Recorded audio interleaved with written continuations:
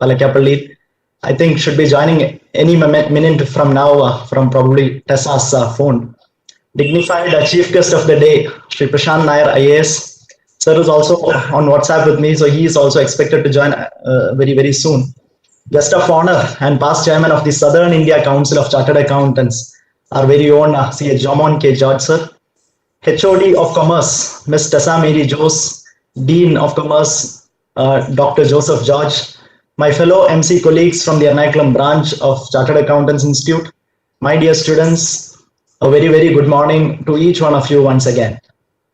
I'm very happy and proud to be frank with you on this fine morning to be part of this joint program organized by the Institute of Chartered Accountants of India along with the Sacred Hearts College, the very prestigious Sacred Hearts College, if I might call it, especially for two prime reasons. One being that after taking over as this chairman role, the 47th chairman of the ERNAKULAM branch of the Institute, it is my first outside program that I'm hosting. And secondly, being that I could do it with one of India's most most exclusive colleges along the country, one of the oldest colleges the country has seen, Sacred Hearts College, Thevara. ICAI and the Sacred Hearts College has been working together for several years now to organize a lot of programs, a lot of events for the institute, for the benefit of the students, and that we intend to do that in discussion with the HOD and the Commerce Department, that we would like this benefit to continue and reach a lot of students and the younger generation in the times to come ahead. And we would like to take this relationship and association with the college to the newer heights for the sheer benefit of our younger generation. Maybe thanks to this COVID-prone times, that we are probably close to 600 participants together in a single platform, listening to each other and attending a seminar. Had it been physical, probably it wouldn't have been this easy to bring things together. And imagine attending or virtually attending or visiting 3 or 4 cities or countries in a single day. To be frank with you, is not unimaginable anymore. It would have been probably before the March or Feb of 2020. But having said so, let me make my point a little too clear that virtual is not always a perfect solution or a substitute for physical. Studies report that virtual modes do not give the same productivity and mental satisfaction compared to physical meetings or in-person meetings, and we kind of tend to lose touch. I'm sure the students vouch for this, as you have all slowly started coming back to college and have started your physical classes. So only my humble submission here to all of you young children and students is that always draw and maintain a good balance of both physical and digital world, and especially the social media for that matter. My senior here, Jomon sir, has never had a WhatsApp until very recently. Would you believe that he became the head, or if I can say the chairman of the Southern Indian Chartered Accountants, even without a single WhatsApp or a Facebook account? And let me remind you, it is an elected body. But now probably he feels that it's no more possible, or it is quite impossible of late, that without a social media handle is not easy. But let me tell you that it is all about using it rightly. All of you probably have a screen time kind of an app or something on your smartphones. Check on Google as to what is an optimum usage of a phone for a college going student like yours. Stick to it, try and stick to it. Trust me, it's going to be super value rich for all your lives. രാവിലെ തന്നെ ഒരു ഉപദേശമൊന്നും ആവാൻ ഞാൻ ആഗ്രഹിക്കുന്നില്ല, but all these small corrections and small changes could cumulatively add huge value and huge changes to your career life lying ahead. Let me now go into my pleasant duty of welcoming each one of you to this program. Reverend Father Prasanth Palakapalli, Father has truly been a backbone and instrumental in your college or in Sacred Hearts College reaching to this heights over the last several years. Any high power meeting or forum that I go to, I see him sitting in the front, arguing and deliberating for the interest of the students, for the betterment of the educational system in our country, for the betterment of the younger generation. And that is all the concern that he has got over the last several years, I see.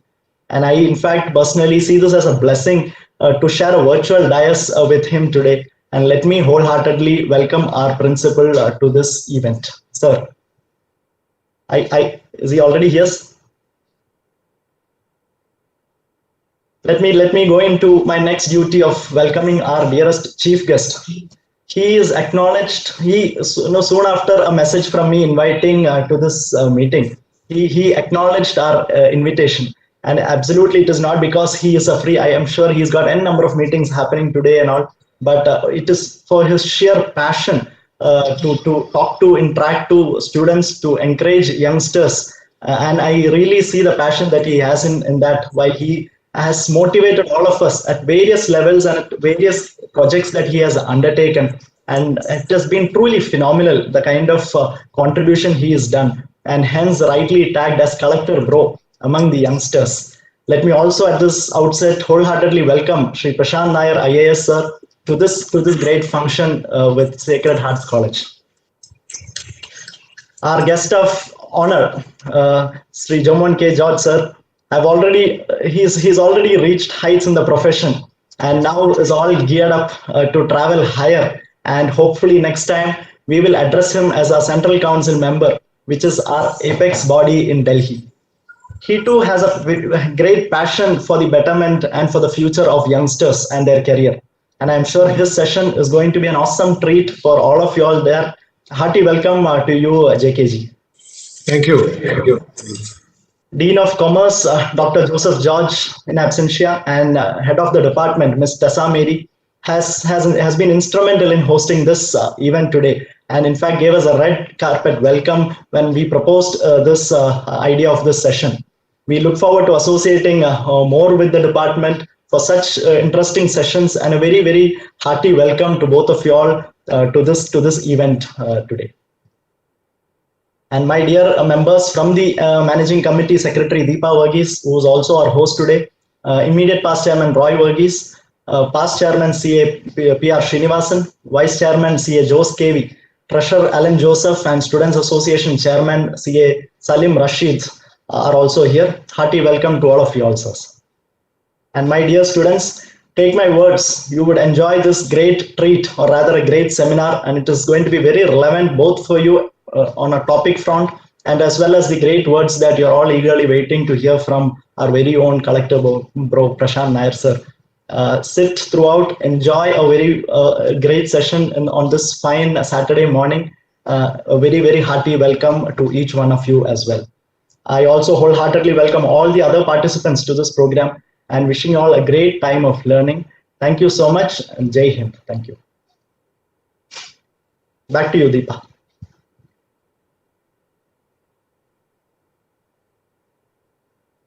Of Sacred Hearts College, Thevara, may I request you to kindly address the participants of this webinar?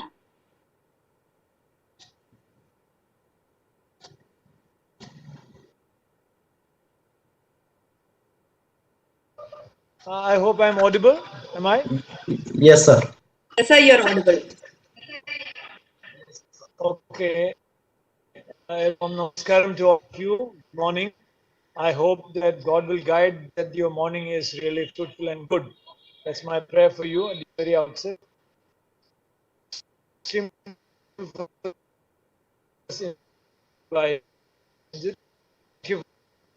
So, the panelists, Mr. Prasanth IAS, and the others who is so other panelists, Srinivasan and KV Jose. Thank you for this venture. We are very grateful that you have taken this initiative. This is really right and fitting, because we are in the era of sustainable development goals. We have 17 of them, which the world community is pursuing for the betterment and welfare of the world. And the 7th of them is about collaboration, that we ought to have collaborations beyond the borders. Beyond the borders of countries, they would mean, but then implication is that we have collaborations established beyond our so-called smaller worlds, smaller countries, our institutions, our organizations. And this kind of collaborations can really make well-being happen. And I think this is a right step in the right direction. And I thank you once again for this initiative. Now coming to today's event, uh, uh, to make students placement ready or equipped for job is a great thing. From an undergraduate college, usually this is not happening, and maybe I would say it is also not really expected. But now we are in an era, last 3 or 4 years, we have been now grappling with a new framework. It is not entirely new, but for Indian scenario, it has become new, at least for higher education. It is new that we speak about outcomes. So we speak about outcome-based education. That means the institution or the higher education per se, or the university, or the department sets the outcomes at the very beginning and work towards that, so that at the end of the program, the students are able to have certain expected level of performance. So they are equipped with definitely knowledge level, then skill set, and also attitudes. So I think in the college also we have articulated them in the name of Hartian DNA. We call them Hartian DNA. And one of them is definitely domain-based knowledge. Then would be interpersonal skills. That means we are able to work as a team. Then personal skills, including entrepreneurial skills, like we are able to take initiative, leadership, and also communicate well. So this apart, I would say, even in spite of all this being taken care of, maybe when a student is being brought into a job situation, would be found as half-baked or even unbaked. It is likely. But then the way in which we can equip a student would be that a student is a willing learner. So I would say that learning skills is primary, and that in a given situation, a student is first of all willing to learn. That means an openness to learn new things. That also implies ability to unlearn things, that we have learned so many things from our home and from our schooling, that we are able to shed them away and keep them away and start anew. That kind of a possibility, including now Ranjit was referring to about the use of WhatsApp, the use of this social media. Maybe we can survive without them also, but in case if it is required, yes, we can also become conversant with them and become adept with them. So these kind of learning skills, I think they are very primary. Yes, these are just my observations in this connection. I hope the students will take home this message also, along with the inputs they are going to get from the sessions today. Once again, I thank the organizers for their initiative, and I hope that this will not be the last one, and we will have many more and stronger ways of collaborating, not only giving inputs to the students, but also reaching out to the community. And I wish the gathering the very best. And once again, I thank you all. Thank you.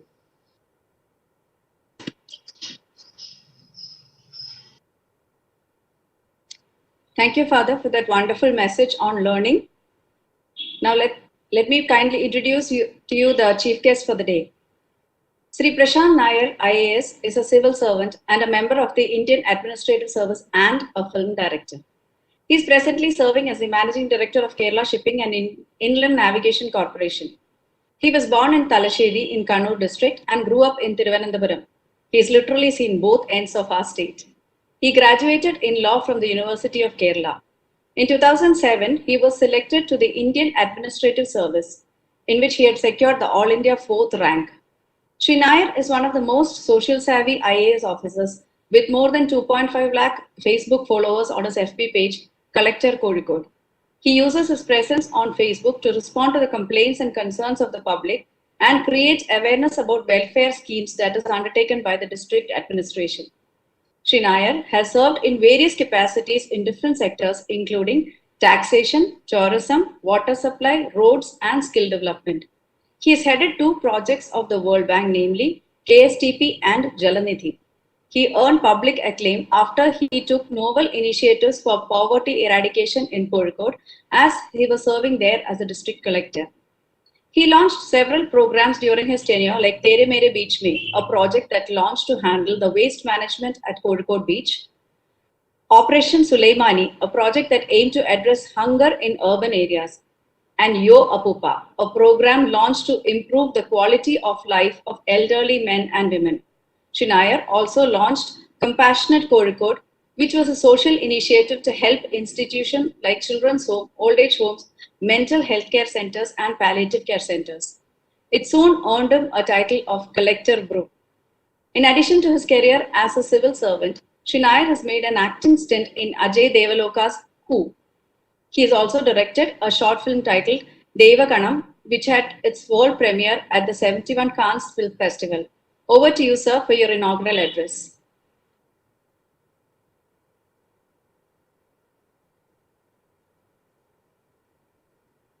Am I audible? Yes, sir, you are. Okay, thank you. Thank you, Deepa, for that very generous introduction.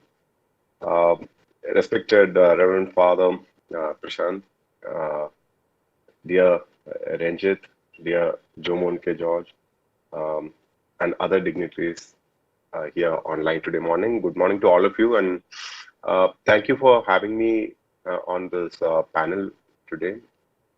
I don't know exactly what to speak today, because usually what I do is to cut down on the speech element and try to make it as interactive as possible. So that makes it very easy. I can just walk in and start interacting. And it's more sensible as well, because I don't know what the audience really wants to hear from you. Otherwise, you just become like an all India radio, just broadcasting whatever you speak, and you expect that the people are bound to listen. They are helpless. But with technology, there is always the option of muting nowadays. Whereas in the earlier days, at least before 1 year, it was captive audience. They had no choice. So let's try to make use of the technology that's available. If there's anything to be discussed, any hints are welcome in the chat box. I'll always abide by that. Apart from that, I think it's a good that such a discussion is happening. Such forums are active nowadays, where based on the available market trends, based on the trends that the economy is showing, the youngsters should have an opportunity to discuss and have some clarity on their career options and where they're headed. When I was in school, when I was in college, I remember the days when we had, at least I had very little guidance, so to say. And that's not really ages apart. Okay, I'm not that old, but still, I remember that it wasn't as good as it is right now. You have information right there and right in front of you. The unfortunate thing is that even despite having this right there, right in front of you, you're unable to make sense of the information that's available. You're unable to convert that information into actionable knowledge. This is where this kind of guidance or a seminar or a discussion really helps. I'm so happy that something like that is happening, and that I'm part of this. Let me put a general thought out for everyone to ponder over. Every time there is a trending business idea, there is a trending career idea, there is something that's fashionable or something that is in vogue at that point of time. If you recollect, at one point of time, when I was in school, I remember people used to invest in Adumanjim. All of you must have heard of it. Okay, that was fashionable. That was a trending. At least the people thought that you could get returns out of that. Then you had even more interesting stuff like that. I mean, even in farming, for instance, you had a herd mentality towards what was that? There was some crop that was, I forgot what exactly it was, but when you had rubber, everyone goes for rubber. When there is something vanilla, sir. Vanilla. Yeah, vanilla, exactly. Vanilla was the one. Thank you. There was a huge herd mentality, everyone going after vanilla. After that, you don't hear about it. I think the key differentiator for a successful, um, I won't say successful careerist or anything, but the smart move would be to slightly project yourself 5-10 years ahead of what's happening. Um, you see, when everyone is going in for vanilla, oh, have I lost the video? Video is not there, sir, but you're audible. Oh, I just suddenly lost that. Just a second. I'm back. Yes, you're back, sir. You're back. Yeah. Okay. Thank you. Yeah. What I was saying is you have to project yourself at least 5-10 years ahead of the time, and then visualize how things go. The vanilla cultivation has a cycle of just 1 year, so you should have visualized it that everyone is going to cultivate vanilla. So obviously you are going to be dumped. Market is going to dump with vanilla. You're not going to reach anywhere. Same with career. When you choose a particular stream of career and you find that everyone is choosing that career, remember that you will be like vanilla. You will be dumped. Hmm. So you need to have some smart understanding when you're choosing a career, because vanilla, of course, you can change the crop, you can cultivate something else, but what will you cultivate for yourself? What about your career option once you're chosen it and you're stuck? You see, one of my friends, he had gone to China, of course, before this lockdown. Um, I have my doubts whether he was the one who brought in the virus to India. But anyway, he he visited some sort of a techno park, info park kind of place, and he was telling me he got into the techno park kind of place. It's a closed environment. It's a huge campus, sprawling campus with hundreds of companies there, corporates working there. The moment you enter there, you park your vehicle and then you are taken around in a vehicle which they provide. Incidentally, that vehicle did not have a driver. You're sitting in that car, but the car is on auto mode. It just goes. You just give instructions and it goes to the particular office. You say that I want to go to this, say Amazon office. It goes to the Amazon office. When you reach the office, you get down and as you walk in the reception, you don't find the receptionist. You just walk in and facial recognition, and then you are in through because you're already authenticated. You have the permission to come there. After that, he goes around, does his meeting, and then goes to the canteen for having food. He just walks in with his colleagues from the Chinese company. And, they take the food in their plates, and as they walk out, there is the cash counter where you just have to stand, and it scans your face and debits the money from your account. According to the amount of food you have already taken, which is already, again, the whole thing is automated. Now, why I'm telling the story is, can we just do an analysis of the impact on employment or job or career this incident gives out? I mean, what do you make out of it? Just think of it. You lost the job of a driver. Okay, the driver is no longer required. The receptionist is no longer there. The receptionist also has lost a job. The accountant has lost job. The cashier has lost job because these are all being automatically taken care. And think of it, even insurance is getting affected, because if the vehicle is going to be automated and technically perfect, that's going to be guided by technologically assisted guidance systems. Nowadays you have these small robots that clean your home. It just goes around and you don't have to do anything. It's a small one. You just you get it for 15,000 on Amazon. I've got one. It's so useful. You just switch it on and leave it. You are not bothered. It goes around randomly and cleans up the whole place. It works on precisely the same technology. It identifies what's close by. It identifies the wall. It goes into the corners, manages things. Now, when these kind of technologies comes in, insurance is also affected, because accidents will not be that common if everything is automated. If the systems are perfect, you will not have a accident-related issue. Essentially, lots of jobs, lots of careers are being completely taken over, completely changed when this artificial intelligence thing is coming. Unless we understand where this is headed, our career choices will not be perfect. It will end up being vanilla. So let's try to analyze and understand what lasts in the long run. I have a theory. My theory is that there are certain jobs that can be taken over by artificial intelligence. There are certain jobs in which, if you are going to specialize in AI, fine, that's definitely there.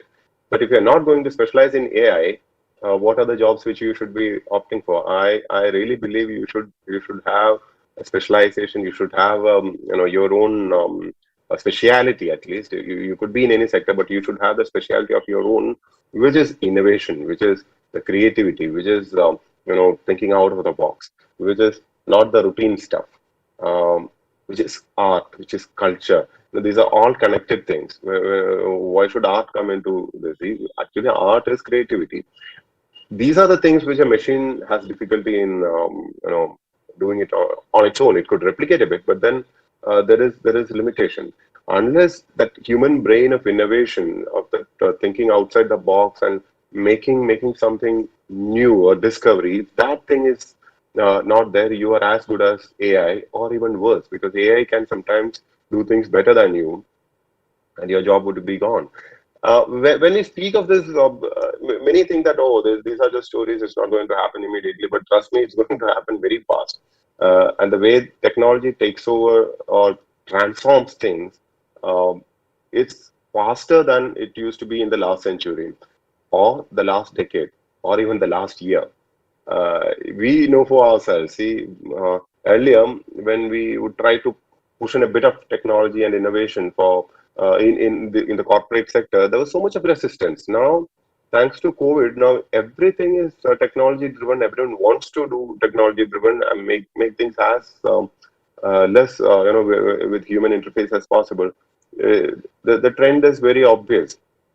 The times, when did the mobile technology come in? When did smartphones come in? When did we start messaging? Just imagine the pace at which things are taking over completely. A platform like this, where we do discussion, do meetings, this was not at all acceptable for the general masses until last year. Now you can see this is the regular thing. Every child is now being trained on such platforms. Schools have shifted to such platforms. So you have an entire generation which is more comfortable on this kind of a platform than one-to-one personal interaction. These are dangerous trends for certain careers, for certain jobs, because it renders certain jobs very redundant. We never know whether those jobs will have any future. I'm not I'm not being judgmental whether it's good or bad.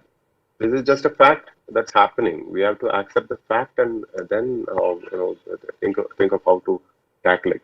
When every year the budget comes out, every year there's a policy discussion. We simply assume that based on the money that's pumped in by the government, or based on the policy regulations, a lot of changes in the job market is going to happen. Honestly, what I feel is that there is a force, there's a market force that is much beyond all this. Even the government is a player. Even the government is a player in the whole scheme of things, where just like it's like a huge corporate entity. In fact, most MNCs have better strength, better technology, and better wherewithal to change the whole economy than certain governments. So basically, we are all mere players in this huge, large stage where this drama is unfolding. So the better we try to understand the script, it's good for us. Let's try to decipher the script and find a career solution or an option for each one. It should be individual option, it should be optimized, customized. It can never be a herd mentality. Never go by the herd mentality. Never assume that you can be a Manila and still survive. That will never happen. Be very realistic and be honest to yourself. And maybe think what you really want. What do you really want in life, and what do you really want in life? And don't get stuck with certain notions or ideas or advices that are given by people like me, who claim to have exposure or expertise. It really doesn't work that way. You have to think for yourself. Don't make others give you customized, or not customized, their own ideas. You have to customize it for yourself. You have to apply your mind. I think I've blabbered enough for today. If there's anything to be discussed or anything, asked, because I'll stick to the time limit. I never would like to cross the time limit. And I really hope that this session, this interaction, this forum throws a bit of light to the youngsters out there. I have often thought that I should have had better options, exposure, and all that. I have had friends who bloomed later in their career because there was nobody to give them the right guidance at the right time. So people who are here, youngsters who are here on this forum, actually feel happy and privileged that you are getting the right guidance with so many experts out here. It's not a small thing, and the options are out there. For instance, this is a corporate world out there. You are in need of so many smart company secretaries. Actually, there is so much of demand. When we try to recruit, we find it very difficult to find the right people. I keep telling that. If the youngsters choose to understand the trend and take a appropriate career choice, that will be in their benefit. I wouldn't elaborate much on that, but yeah, I think I'll wind up with that. And if there's anything, I'll definitely stay back and listen to feedback or suggestion or question or whatever. Thank you. Thank you, sir. That was a very cool discussion from a cool collector bro, if I may call you so. Very apt for the youngsters. Now it's my pleasure to introduce the guest of honor of the day. CA Jomon K.George, or JKG as we fondly address him, is a fellow member of the Institute of Chartered Accountants of India with 28 years of diversified practice experience. He was the chairman of the Southern India Regional Council of the Institute of Chartered Accountants of India from 1920 and the Ernakulam branch chairman in 2002-03. He is the founder and managing partner of Messrs. JVR and Associates, an 8-partner firm specializing in corporate audits and consultancy. He is a mentor in Philip MacLean Woods, a multidisciplinary accounting and consulting firm based in Dubai. JKG is a regular resource person on professional circuit on accounting and auditing standards and corporate audits. He has done more than 800 presentations and has taught more than 10,000 CA students. He is a past president of Rotary Central and a member of various social clubs, honorary treasurer of Kerala Management Association and Regional Sports Centre, Ernakulam. He is also a serving member on the advisory board of St. Teresa's College, Ernakulam. May I request CA Jomon K.George, past chairman and member of SIRC of ICAI, to address us as the guest of honor and to give a talk on career awareness and takeaway for youngsters from the Union Budget 2021. Over to you, sir. Thank you, Deva. Am I audible? Yes, sir, you are. Thank you. Good morning to all of you. The dynamic chairman of the Ernakulam branch of the Institute of Chartered Accountants of India, my very dear friend, C. Ranjit Warrior. Secretary Deepa Varghese, who is the host today and playing a dual role. Very, very respected Collector Bro, Prasanth Nair Sir IAS. Reverend Father Prasanth Palakapalli, the respected principal of Sacred Heart College, Thevara. Vice Chairman of the Ernakulam branch, K.V. Jose. Treasurer Alan. Students Association Chairman Salim. Managing Committee members and past Chairman C. Roy Varghese, C.A. Srinivasan. Head of the Department of Commerce at the college, Madam Teresa. Dean Professor Jose. Other faculty members and my dear fellow students. Good morning to you once again. I'm extremely delighted to be with you, though virtually, in this exceedingly fine morning. and to be part of this, as Father Prasanth rightly said, collaborative academic exercise, a joint initiative of the Institute of Chartered Accountants of India and the Sacred Heart College, both institutions doing yeoman service in empowering the youth and giving them the required skills to sail through the emerging environment, with all the challenges that has been cited in a very crisp speech by our Honorable Chief Guest Prasanth Nair sir. Institute of Chartered Accountants of India was set up in 1949, and it's 5 years before that, in 1944, was Sacred Heart College established. So in the last many years, we have been doing this great work of molding the generations for the future, the citizens for the future. And this is, as Father rightly said, this is just a beginning.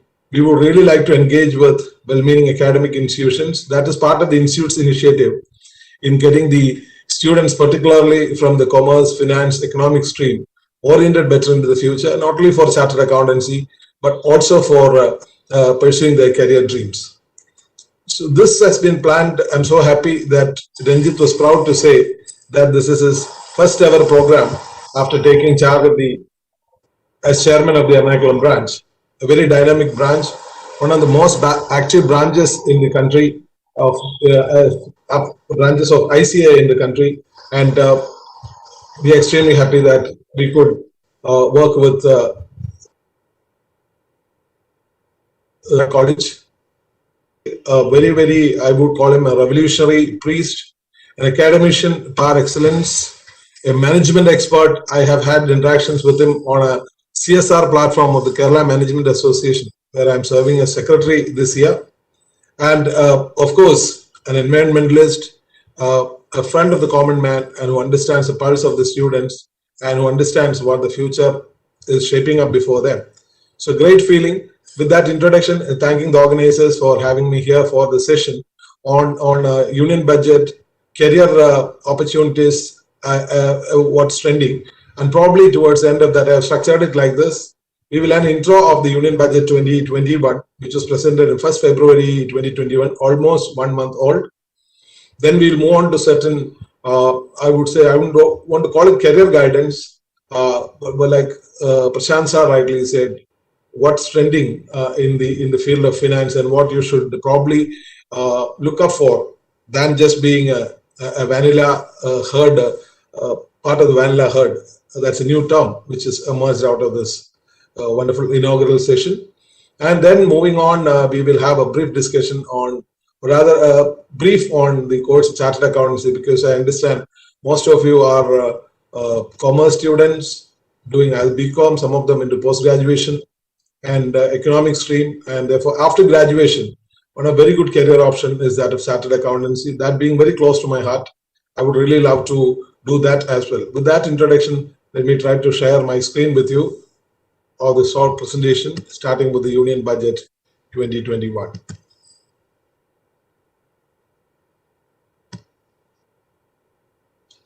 Is the screen visible for all of you? Yes, sir. Yes. I borrowed a term from probably what your friends in the Department of Zoology would do, dissecting. And this is to say that, demystifying the Union Budget 2021. The Indian economy was quite like all other economies globally. The Indian economy was quite stressed because COVID-19 that struck, unprecedented crisis that struck in March 2020 had very negatively impacted the Indian economy. The GDP, the economy shrunk by almost 23% first 2 quarters of 2021. The financial year which we are still in, that is from April 2020 to September 2020, practically the economy was kind of fully shut down except for essential services and medical services, and most of the businesses were very, very badly affected. And in Kerala, the story is still continuing. The sad plight of tourism, mass entertainment are all still in very, very bad condition. It's continuing. Therefore, the finance minister was under huge pressure, and also there's a huge need to enhance the outlay for health and hygiene in the country. Therefore, she was under huge pressure.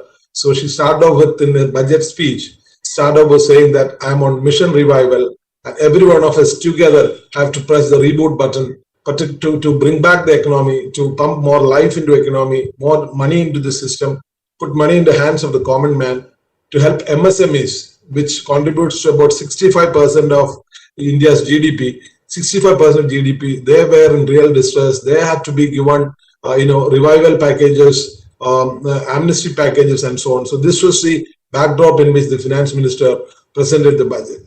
Since you are students, I thought I was customized to touch upon some of the basics. May sound elementary for some of you, but please bear with me for a good understanding, because once we have the fundamentals clear, then we'll have the smooth sail forward.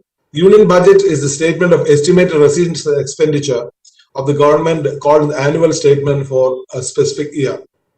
It comprises statement of estimated receipts and expenditure of the government of India that is laid before the Parliament in respect of every financial year running from 1st April to 31st March. In lighter vein, a budget is defined as an orderly system to live beyond your means. An orderly system to live beyond your means. So we have a revenue deficit every year, which is typical, which is acceptable within a certain range of 2 to 3% of the GDP. Then we have a fiscal deficit. Since we have been borrowing, we have primary deficit. So living beyond your means. So that is why probably we are disinvesting. We are taking LIC for an IPO, and the story goes on like that. My request here, my dear friends, student friends, I call fellow students, like Nani Palkiwala, the eminent jurist, the late eminent jurist and former ambassador, Indian ambassador to the US, once addressed the Bangalore University convocation address the students, his fellow students, and said that we all keep learning every day. Therefore, it is not that someone is a teacher and you are just a student. The teacher also has to be more a student than a teacher as we go by, particularly in this changing environment that we are sailing through. Estimated receipts and expenditure, called annual statement, this we have seen, and therefore shows receipts and payments of the government under three parts, which the government accounts are kept as its consolidated fund and so on, public accounts and so on. Fiscal policy is a means by which a government adjusts its spending levels and tax rates to monitor and influence the nation's economy. Because taxes contribute a lot today, in the Indian context, we have been able to revolutionize the indirect tax escape by having the GST in place.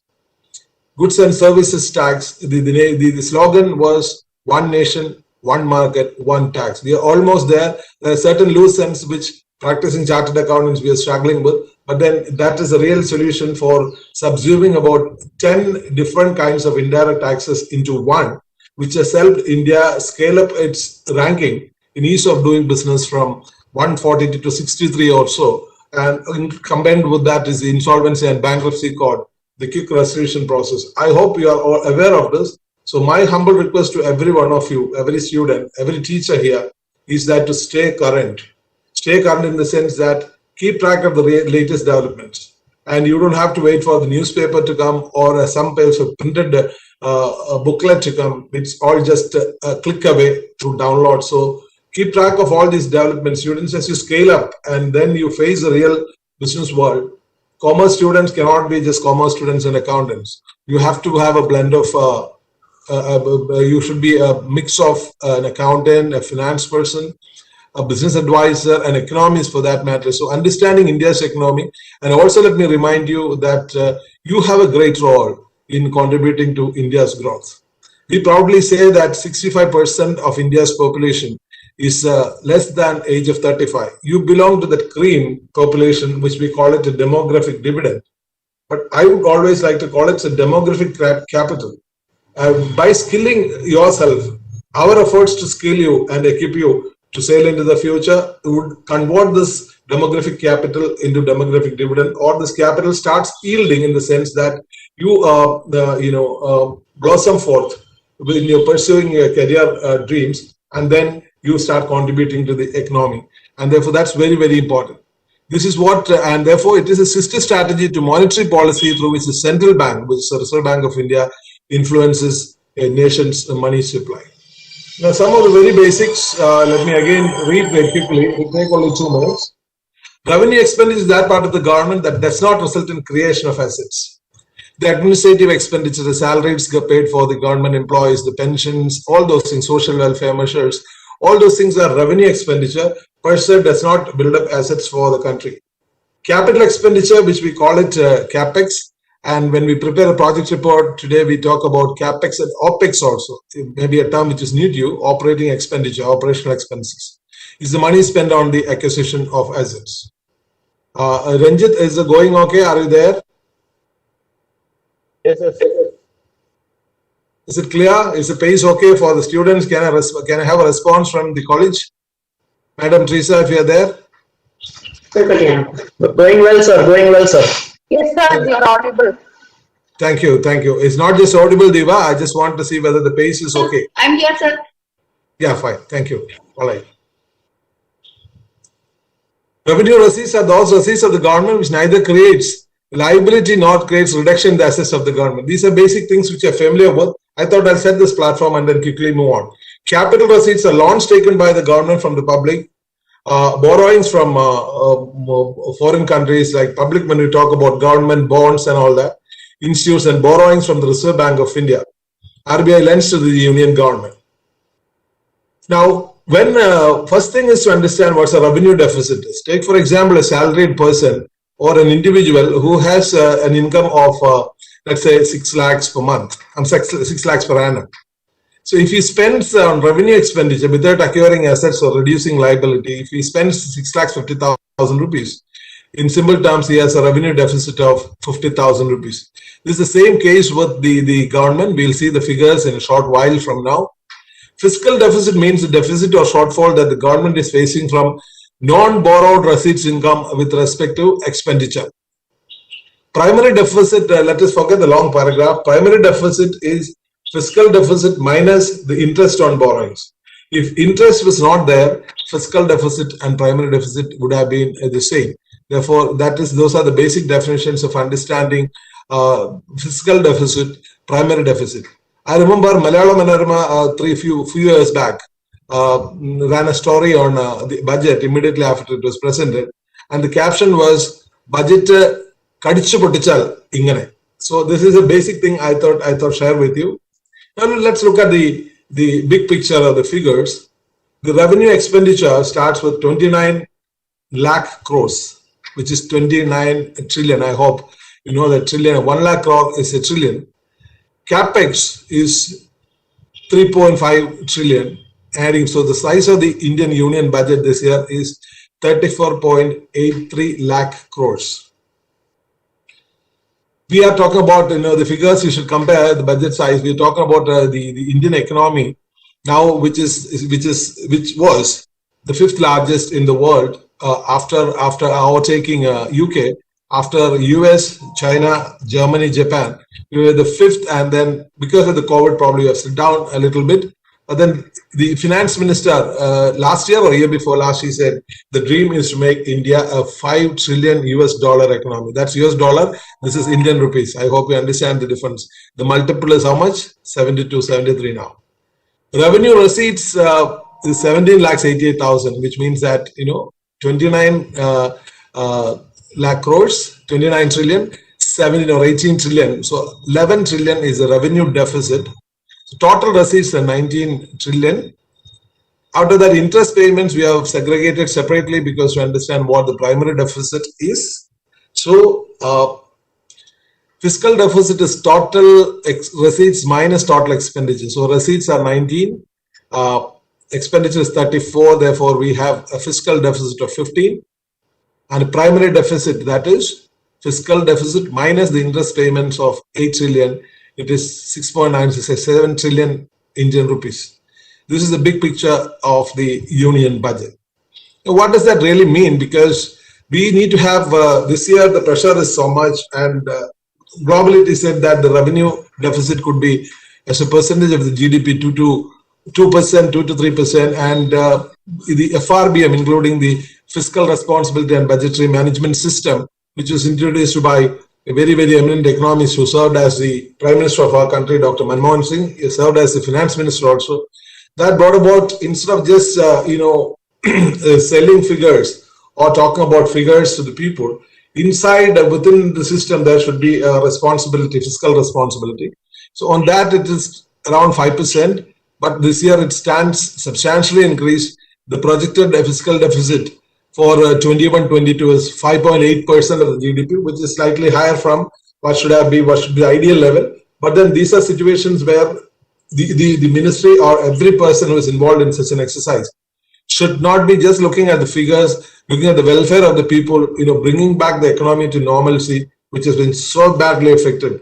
Everyone is aggrieved out there, so bringing back that kind of a life and the buoyancy into this thing. But then there are positives everywhere. If you look at on the economic front today, if you are seeing the latest, the GDP, the GST collections, which is an indication of, because in our country, indirect taxes contribute a substantial chunk. And whereas the direct taxes, which is income tax, wealth tax, and all that, is a very, very minimal population. I mean, a very minimal contribution. And the tax net, as we call it, as the percentage of taxpayers, the country is less than 3%, close to 3% of India's population. Maybe a little more because they're widening the tax net, but essentially less than 5% of the people, the country only pay direct taxes. So indirect taxes, GST collections have crossed 1,15,000 crores, highest ever in December, still galloping forward, which is today become an indicator of the economic activity in the country. Toll collections, that the highways have been monetized, therefore the toll collections indicating movement of people and goods, more importantly, has substantially increased. There is a lot of buoyancy in the capital market. If you look at the Sensex or the Nifty, Sensex is touching, recently there has been some corrections, but then FIIs are pouring in money because it's giving good returns, assured returns, steady returns in the capital market. There's a feeling that they're away from fundamentals, but that is beyond the scope of discussion in a short span of time like this.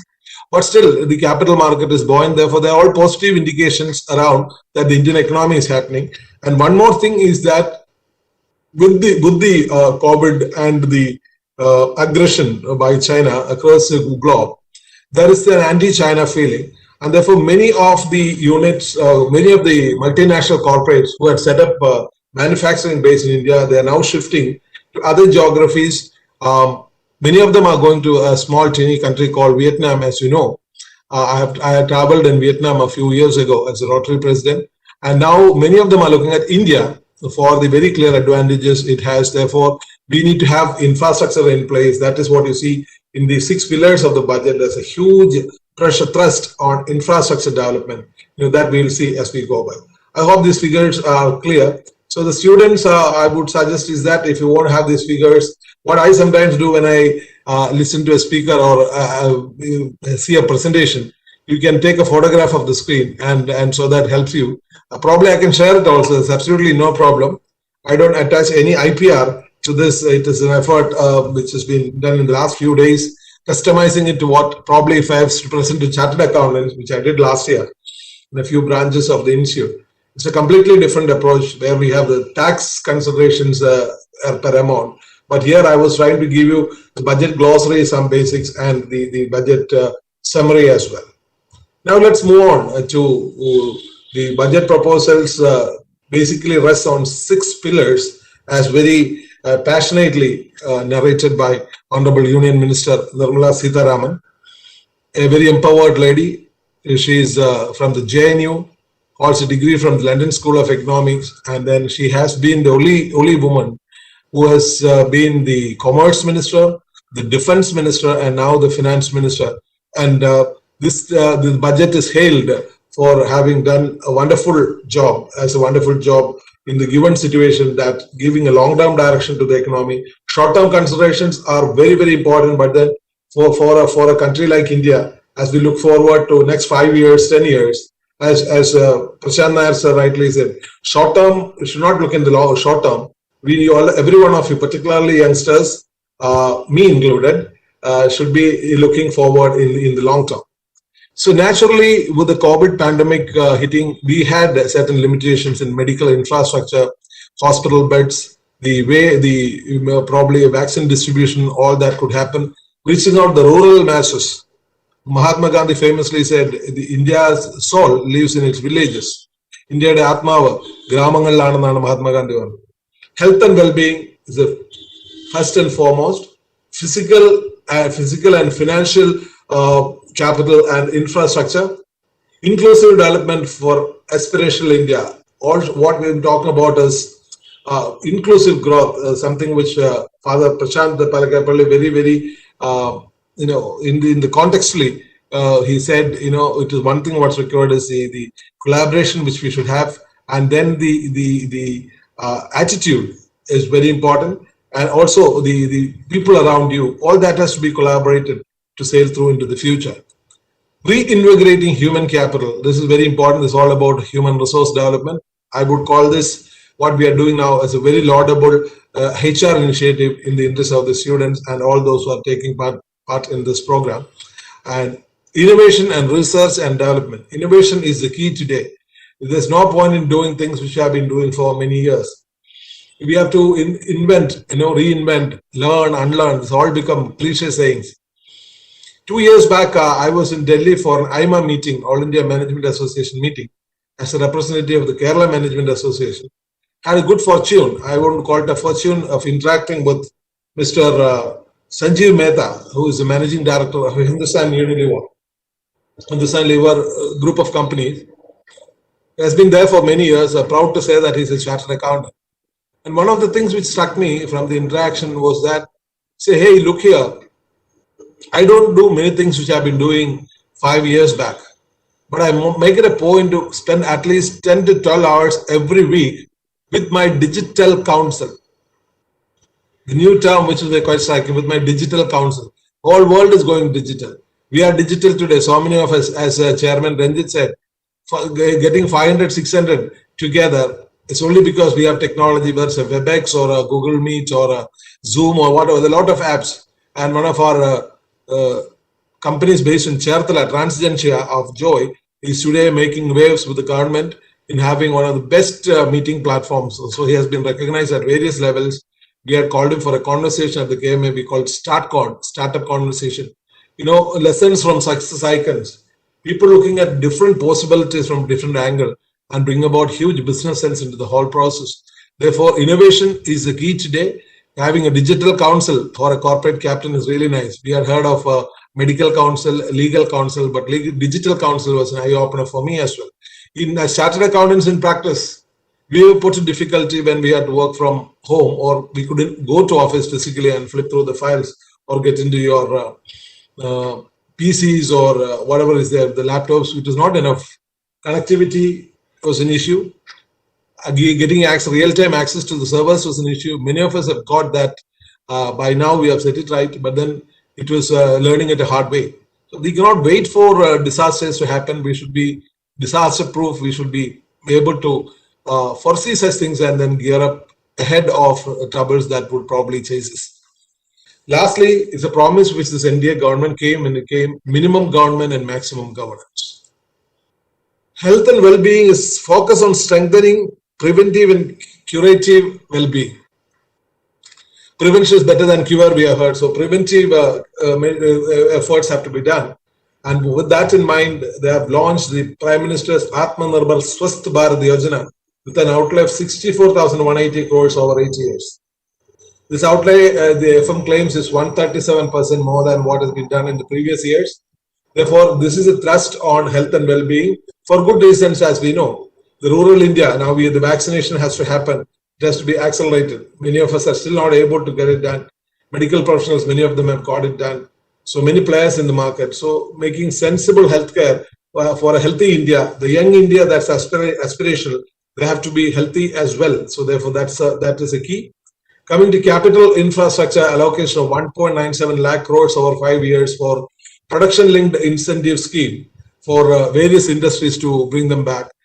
Textile industry in the country has to be revived. Therefore, there's launch of a mega investment in textile park. Setting up of development financial institution for long-term debt financing for infrastructure. Look at that. Infrastructure development is the key, particularly as India now is aspirational. India is galloping forward as the second fastest growing economy in the world. Therefore, if our roads are maybe we need more airports, seaports, connectivity has to be improved. What we call it as super fast corridors for movement of freight as well as people. So all that's very important. Bridges, railway overbridges, railroads, all those things we have to be done. Waterways have to be probably, empowered. I would say, question we are having the new water metro and all that. So waterways, which reduces pollution, free movement of people and goods, all that will require huge amount of infrastructure. Therefore, that is a thrust we can see. National monetization pipeline for potential brownfield infrastructure projects. Now, the truck traffic which is happening, and all that will substantially reduce if there are pipelines laid, gas pipelines laid. For that, there's a huge thrust. And the new scheme for 3,800 kilometer road had already been constructed out of estimated 13,000 kilometer plan. That will further continue. 1,100 kilometer of national highway in the state of Kerala. That is something which they have given for Kerala, but there is always a different kind of view saying that it's because elections in Kerala are coming up. But whatever it is, the state stands to gain with an investment of 65,000 crores, including 600 kilometer in Mumbai-Kanyakumari corridor in Kerala. Kochi Metro gets close to 2,000 crores for its further extension of phase 2. And now again talking about opening up, not strictly relating to infrastructure, but then again insurance, which our chief guest was talking about. Once it's all system driven, system perfect cards and all that, whether vehicle insurance, third party insurance for accidents would be required, but only time will tell us whether technology is that foolproof and infallible, we can say. And therefore this is there. So opening up of certain sectors is very important. India has a huge potential for insurance growth.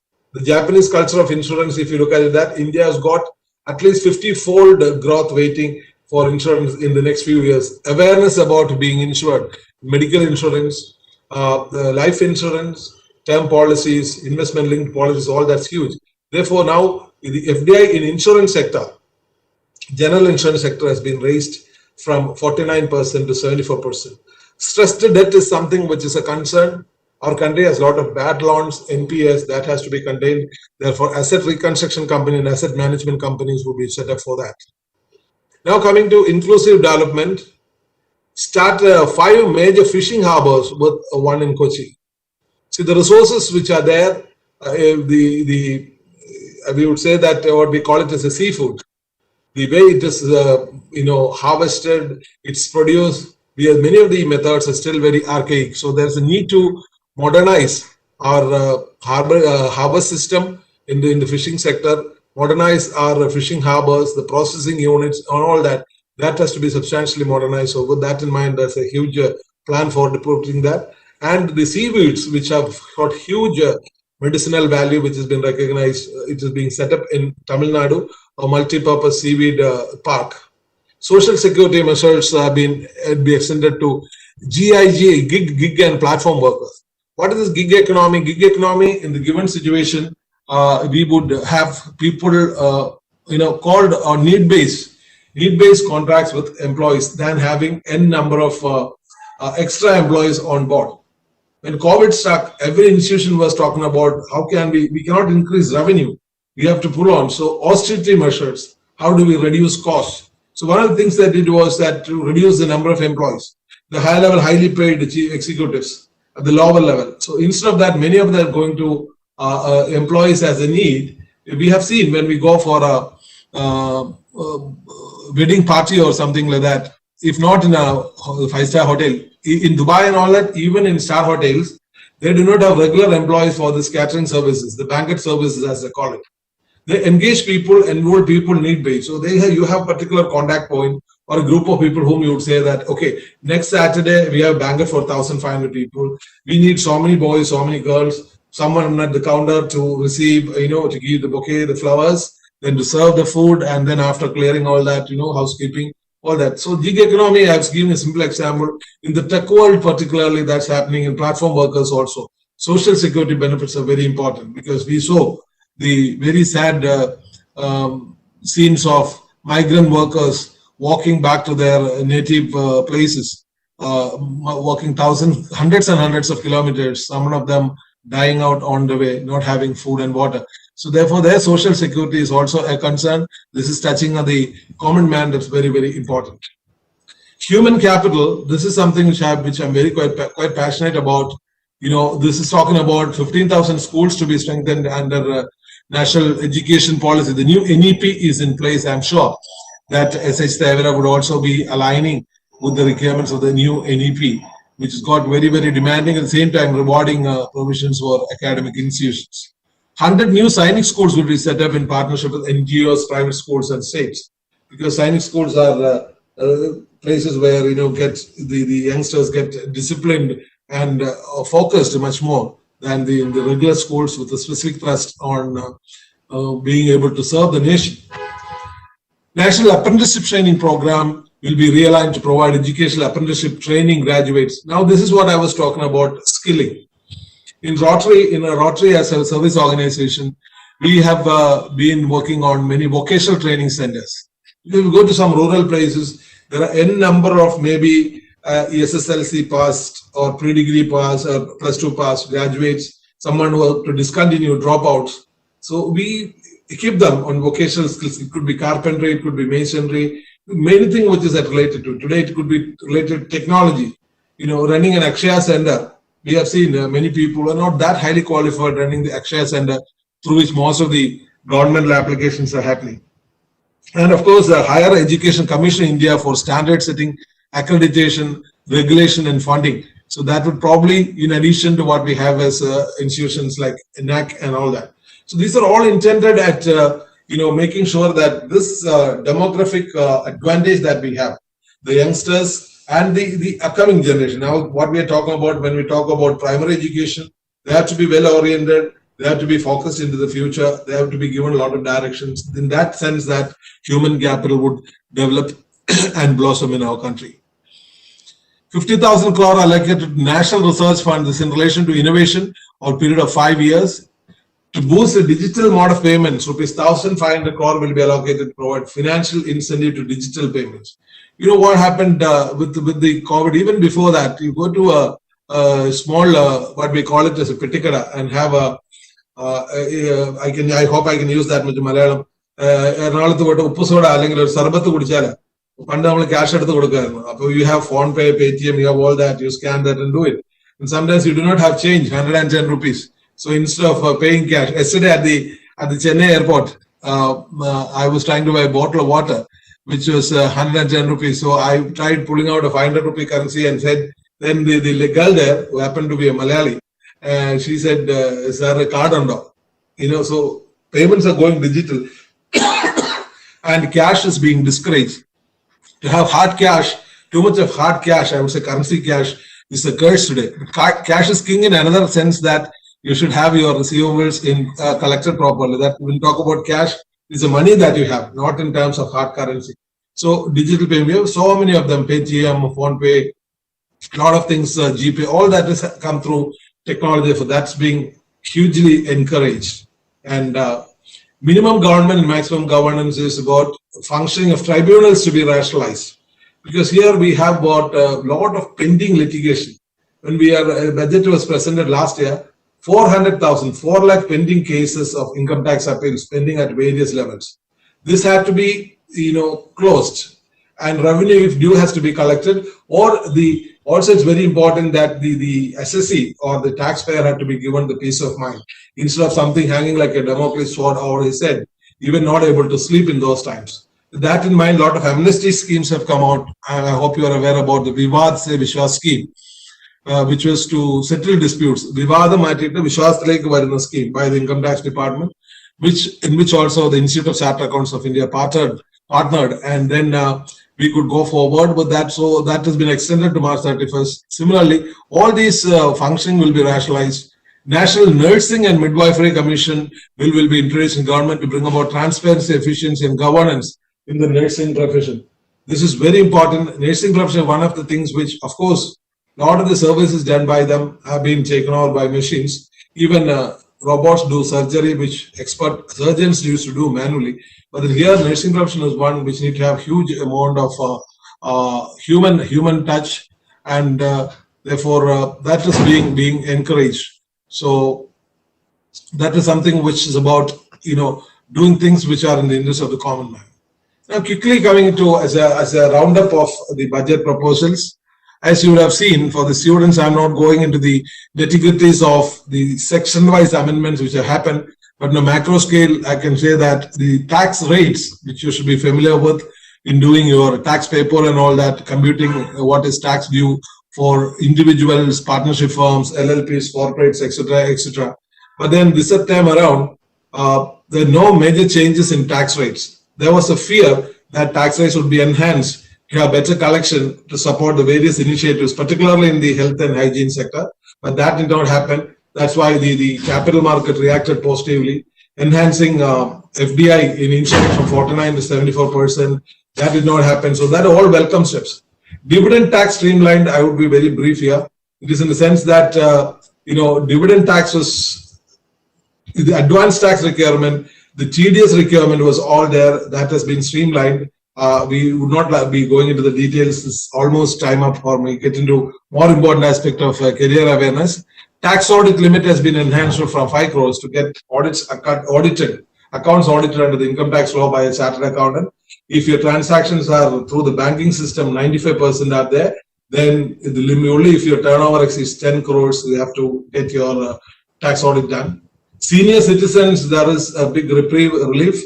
If they don't have to file income tax returns, if they have only pension and interest income from filing tax returns, but there is a catch there. They have to have only one account with the bank where they are receiving pension. If you have multiple accounts, you will not be eligible for this. This is probably to capitalize the public sector banks. I hope you understand the spirit. If you have multiple accounts in various banks, to avail this relaxed headache of getting relieved of the headache of filing the return, going to maybe if you try doing yourself at the age of 75, you'll probably go to a consultant, pay his fees, being there, it's a pain. Therefore, they would probably close those accounts and bring that money into the public sector banks through which the pension distribution is happening. So those are all well-planned initiatives. So that is pretty much on the budget proposals. With that, Ranjit, how many minutes do I have now? What's my time? Sir, maybe we can also give some time for some questions also. Q&A. I would just quickly in a 5 minutes run through what's trending, because that's also career awareness also part of this. So then what's the time we should have to conclude? 11:15? We have time till 11:30, however convenient it is to you, sir. Okay, thank you. Okay, career awareness, let's see what's trending. A lot of shift from a paradigm shift from conventional areas to the newer aspects, or how the business world is changing, new dynamics are emerging. So as youngsters, as Prasanth sir said, instead of having a herd behavior, one should position oneself, package oneself in a better way. It's about technology. We are all in the finance professionals, but finance, the entire world of finance has been taken, or rather hugely impacted, positively in one way, negatively in one way, because in this era of high-speed internet and cloud, 4 technologies will dominate, as we have heard it from the big data analytics. It is data that is king now. Data is the new fuel, they say, big data analytics, to have data. That's why we have this controversy on Facebook stealing private information and selling it to corporates or teleoperators like Reliance and all that. It's not established, but I'm just telling what we have it in the news, all having trouble. Of course, the latest issue in WhatsApp, all those things we have seen. So that is one thing. RPA, robotic process automation, through which, many of the routine, mundane jobs, at some point of time, we used to say certain works of the accountant, like when we were manually doing accounts, we referred to as a donkey's job. That all be taken over by robots. Bots, we call it RPA. It is not that it's not a physical bot like what Prasanth sir has bought to clean his house, but it will be a software which would be having the required directions, or rather, it comes loaded with algorithms which would do many of the routines. In fact, we are now working on with an NBFC where the concurrent audit process is now being substantially improved, and the human intervention reduced, error levels reduced, all that through tying up with the RPA company in Chennai. AI, there is no limit to what we can talk about. Blockchain, as you know, is a distributed ledger. All these things are emerging in this new technologies in the field of accounts, finance, and management. So the new skills, as we say, the illiterate of the 21st century will not be those who cannot read and write, but those who cannot learn, unlearn, and relearn. This is something that's very, very important, which means that we need to continuously endeavor to reinvent ourselves. Age is no bar. You are youngsters. Your learning capabilities are completely different. Your flexibility is there. Even at our age, as I recall what Nani Palkiwala said, saying that, fellow students, and day before yesterday in Chennai, I was interacting with the past president of our institute, national president of institute from Coimbatore, Mr. G. Ramaswamy. He, at the age of 61, he has qualified the IBC examination, the Insolvency and Bankruptcy Court examination, and he's doing a lot of assignments on insolvency. And there are a lot of things which we can do. It's not just technology, newer areas one should keep track of. And this is just this session, this part of the session would be probably a pointer for that. Now, the skills which, of course, Father Palkapalli also talked about is the fundamental skills, the basic, that's a domain knowledge-based skills, and then solution skills. We call it as, we also call it as crisis management and things like that. We're given a particular situation or dealing with people and all that, you need to have, you should be on a solution mode than always being a complaining or a, person. You have to find solutions as you go by at whatever levels. As a student, tomorrow as an executive, as a manager, as a managing director, or even if you're going to social work in an NGO that you would work, all that's very important to have solution skills. Then the management skills, general management skills. At the Institute of Chartered Accountants of India, we have called something called a new course, a 15-day modular course called MCS, Management and Communication Skills. Therefore, you have to be equipped on that. Then, no doubt, how much ever we talk about leadership. I would like you to do a lot of reading on leadership. We have gurus like Robin Sharma, all of them, and which keep you really motivated and how, as a leader, you should sail forth into the future. Now, quickly on the 6 top skills that would be required, expected of young finance professionals as we go by, as we have seen, leadership goes without saying. Business acumen. In the audit profession and all that, sometimes we are taught that the auditor should be knowing about the business of a particular entity than the businessman himself. Acumen is having that kind of a drive, that overall approach to how businesses are managed, how business could be better in a fashion that would be relevant, that would be sustainable, a term which again Father Prasanth used very, very relevantly. And data and digital skills, which we talked about, and also working with machines. It is not that machines are going to replace, there will be going to be a lot of interface between men and machine. Therefore, data and digital skills are going to be very, very important technology skills. Technology is not an enabler now. Technology is a driver. How fast an individual and how far an organization would move forward in their plans would depend largely today on how leveraged they are on technology. Without technology, we are stuck. We are stagnant. Knowledge of laws as finance professionals, you cannot be a jack of all trades, but need to master a lot of things. But the general aware about laws is something which is expected of young finance professionals. Critical and innovative mindset. This is precisely, I think, this is a huge thing which would be a game changer. All these start cons which I mentioned, we have seen in KMA, we have seen that people have looked at, I have a certain problem doing this, or there's a huge potential of so many people are needing this kind of a solution. On that, say they burn the midnight oil, get a team working on. It may not be informals and all that. Those people who work odd time and finally come out with a solution. That gets the acceptance of few customers. Then it grows as a geometric progression. Then somebody finds unlocked value in that. So a private equity investor comes and coming to that. All that's very important, and you have to be critical. Being happy, being, you have to be a little, I would say that maybe an exaggerated version would be a little restless about, being mediocre, being complacent about what's happening. Reinvent something which is new in that way we conduct ourselves. So, social skills, my dear friends, is something which is very, very, very important. Today, our social connect is lost because we are not able to meet in large numbers. On the screen, we are meeting. Satya Nadella famously said about working from home. He was the only person, the Microsoft CEO, to have said that this cannot be a permanent feature. This will have an impact on mental health and social interaction. Let us not burn the social capital we built over the years. That's what Satya Nadella said.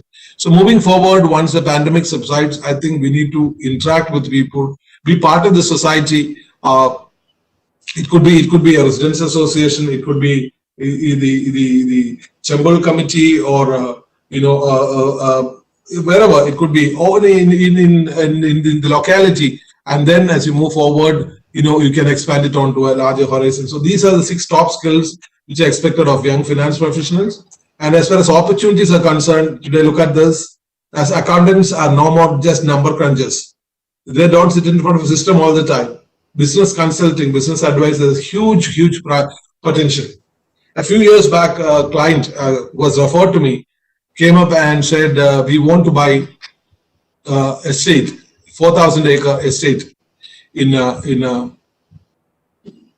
Kerala, in some part of Kerala. I don't want to make it very specific. And then we would like to have some foreign capital involved. So it's a tea estate. So the question was whether in FEMA it is allowed. Thank God, thankfully, 100% FDI is allowed while there's a lot of restriction on agriculture and plantations. 100% FDI is allowed in plantations. Then we have to draft the agreement, the takeover agreement of 3 companies for which I went to Calcutta. I'm just sharing, not boasting or about what I've done, but kind of assignments that would come. Then eventually they had to demerge also. One estate company from the group has one estate had to be demerged, taken out of the system, do a demerger. We could do that very effectively. So very interesting assignments would happen in consulting. Insolvency practice. Today, IBC, insolvency and bankruptcy court is in place. Investment banking, huge potential today, private equity players, all that's happening. Taxation, multiple levels, direct tax and indirect tax. GST, yes, that's a very, now GST litigation is going to happen, representation is going to happen. From merely filing tax returns, all that is to improve. Cost management and cost reduction.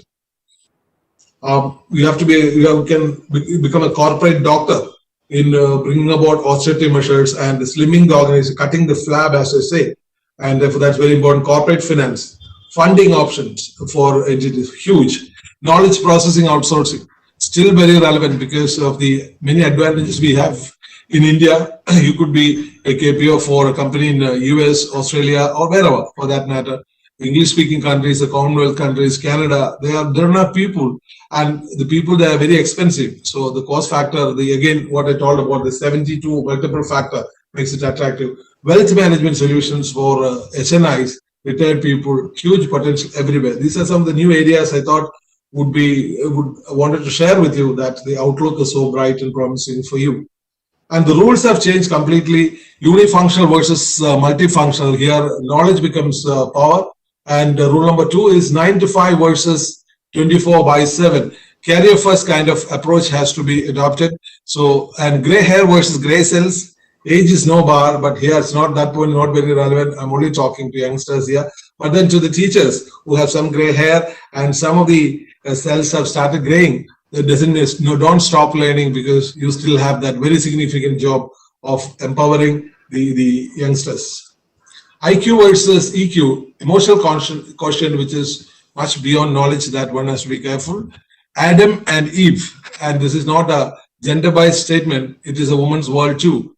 Many of the global financial institutions are headed by women. Our finance minister is a very empowered iron lady, we can say, Nirmala Sitharaman. So many of them, Arundhati Bhattacharya was heading SBI, so many of them. Christina Lagarde, who was the IMF chief, all of them, it's not a male bastion anymore, so would encourage all the girls to be ready for, don't have any kind of a complex or fear that you are weaker sex. I never have accepted that. I don't hold that view, but then that's what we should move on. And man versus machine, I already discussed. Robot as a co-worker, as we have seen. But നമ്മുടെ cinema ഉണ്ടായിരുന്നു Android Kunjappan, അതില് സുരാജ് വെഞ്ഞാറമ്മൂട് ഇങ്ങനെ റോബോട്ടുമായിട്ട് നടക്കുന്നൊക്കെ ഓർക്കുന്നുണ്ടല്ലോ, കണ്ടവർക്ക് അറിയാതെ. That's A very movie with a message, and therefore that's also those are all new rules, and therefore my dear friends, please love what you do and get good at it. It should not be imposed upon you, and competence is a rare commodity in this day and age. because those who are really competent, it's very important that those would really make a mark and then go forward.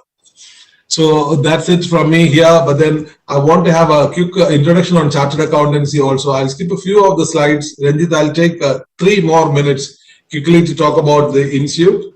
Sure. Because we have a lot of graduate students who would like to, having known the ways, or rather the wide possibilities, world of opportunities that the commerce students have in front of them. Chartered accounts is one of a very good option for youngsters to pursue. We are all chartered accountants, whatever we are today, because we have those 3 letters, ACA or FCA, after our name. So therefore, CA was, as I mentioned, was set up in 1949 under an act of the parliament. Doubtlessly, we are the apex body of accountants in the country and offers a world of opportunities for practice. All of us you have seen on screen, the 6-7 chartered accounts, all of us are having our own practice, which is called self-employment. For employment in corporates, yes, you have a huge potential. Excuse me, let me charge.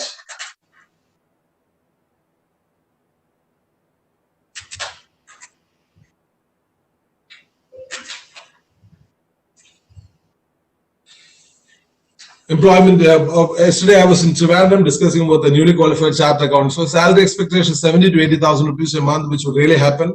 If you are smart, there are a lot of companies. In Kerala, for example, banks like Federal Bank, they would readily absorb you. It's huge opportunity for chartered accountants. For on ventures, you're part of a business family, etc. For academic pursuit, I would strongly suggest and probably request SH to engage some of our members to bring in touch with the students there, because we call it the industry or academia connect, the real business practices, papers like auditing, taxation. I think maybe you're doing that, but I would like you to really do it on a larger scale so that some of us can, interact with the students, with both of us stand benefited, and therefore that is there. The demand for chartered accounts is ever increasing, always in excess of supply. This I would skip, and this is the vision of our institute, to be the world's leading accounting body.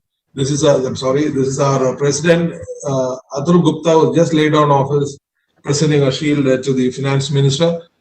A regulator and developer of trusted and independent professionals with world-class competencies in accounting, assurance, look at that, taxation, finance, business advisory services. New scheme of education, of course, imparting theoretical knowledge, writing skills, IT skills, the much needed technology skills, practical training, the internship, as we call it, apprenticeship, 3 years with a firm of repute, like we all train CS students, as we call it, as 3-year apprenticeship period, and the much needed communication and management skills. CS student portion I can skip. So the future of a CA as well as a finance professional, subject expertise, as Father Prasanth said, domain knowledge. Moving forward, you got to be a specialist. You have to be absolutely tech savvy, having excellent communication skills. And these are the subjects which you are taught in the chartered accountancy, accounting, corporate laws, hosting, taxation, advanced accounting, auditing, assurance services, enterprise information systems, strategic management, financial management, economics for finance. That's a new addition. So the story goes. When it comes to final, we have financial reporting, auditing, corporate and economic laws. We have an elective paper, capital market, risk management, international taxation, economic laws, global financial reporting standards, case studies and so on. And therefore, the institute is reinventing itself, bringing in new content to its curriculum to make it the relevant and futuristic. Therefore, these are the things which the institute would do. So, my dear friends, as I conclude, I would like you to dream bigger. This is what Dhirubhai Ambani said, our dreams have to be bigger, ambitions higher, commitments deeper, and for all that, our efforts have to be greater, focused and futuristic. And try to be an eagle. This is from the emblem of our institute. The eagle has 2 distinct qualities. One is that it's got sharp vision. 2 is that an inner yearning, a unique desire to fly above the rest, to be outstanding and not to be part of the herd, as Prasanth sir said. So, my dear friends, reach out for the stars. Be happy. Be hopeful. Wish you all the very best. That's from me. Thank you very much, Ranjit. We can take a few questions. I hope I haven't overshot the time, but this was, I thought, the minimum required when we have so many students. Thank you so much once again, and thank you for having me here and being glued to this presentation for such a long time. God bless every one of you.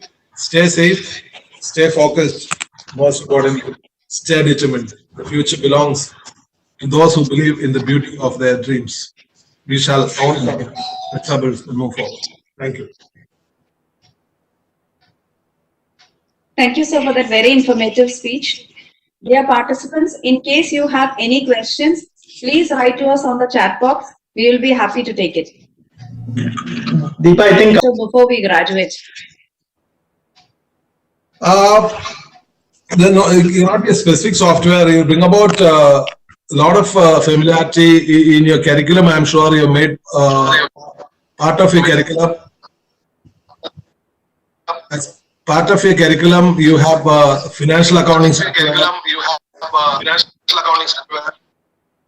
Is there a lag, Raju? You're fine, sir. I will repeat. As part of your financial, curriculum, I'm sure that you may have financial accounting packages like Tally and all that. But Tally is a very friendly software and still most commonly used, particularly in the MSME sector. But I think one thing we should look at is to have a larger platform, try to familiarize with ERPs. ERPs are different types of ERPs, which covers the entire resource planning, enterprise resource planning, whole gamut of activities, without being a pure financial accounting software. And financial accounting software also, we have new players like Soho, there's something called QuickBooks. All those things are things which would put you in good stead. But on the technology front, I think at your level, you may have to branch out more on developing skills on all these things, how the RPAs and all that work. So probably your curriculum will probably get amended to include that. But my take on that is that instead of confining purely to financial accounting software, to go for a ERP kind of software, SAP, all those things are something which you should be familiar with. And most of the things, keeping track of the developments, developing, as we said, the fundamental skills on all those things, still workable. There are a lot of online solutions for that. Miss Mary Angel Thomas, I hope you're clear. The answer is there. Anybody else? Any questions?